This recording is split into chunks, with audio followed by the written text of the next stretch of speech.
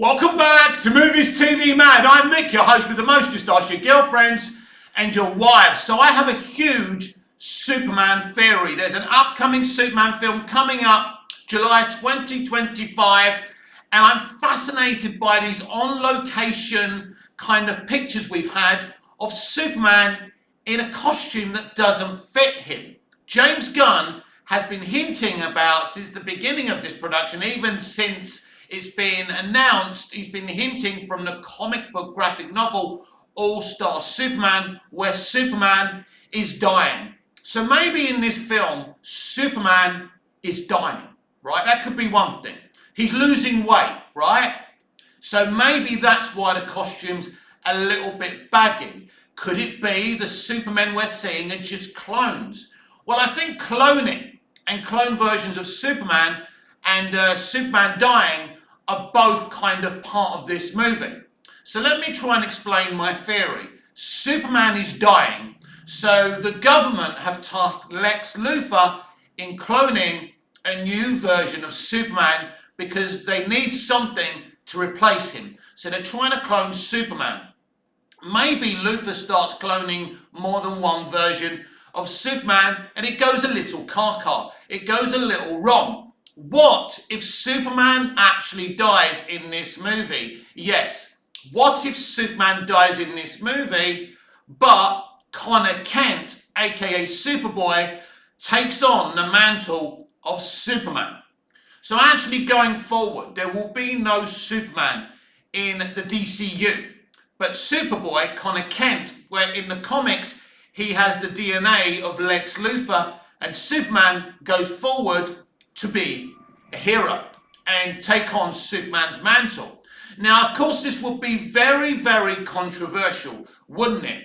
No Superman in DCU, apart from this first movie, would create conversations and could create a lot of anger. How would I feel if Connor Kent replaces Superman? Well, it's certainly better than Supergirl replacing Superman. It will be a very interesting situation. As far as I know, David Corenswet hasn't got a contract beyond Superman. That doesn't really mean anything. I mean, when they take on these roles, they normally have a contract, which means they're in for sequels and stuff. So it absolutely is an interesting situation. Then you've got the Kingdom Come insignia, which is either nothing more than nostalgia bait, something to say, oh look, he's got the Kingdom Come kind of insignia, or they could be doing some kind of version of Kingdom Come here.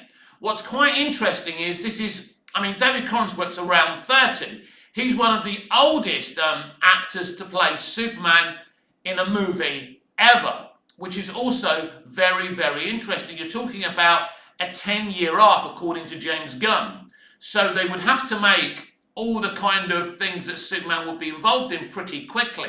After all, he is 30. So that's interesting. So I think, A, Superman is dying, just like in All-Star Superman. That's why the costume's baggy. Or maybe it's the clone Superman where the costume's baggy on. And ultimately, Lex Luthor is trying to clone Superman because he's been tasked by the government to replace Superman after he dies. And he creates Connor Kent, who takes on Superman's mantle going forward after this Superman movie. This would make sense why Gunn originally called this movie Superman Legacy. He quite quickly cut the legacy out of the title. I think it's because people were catching on to what he was doing.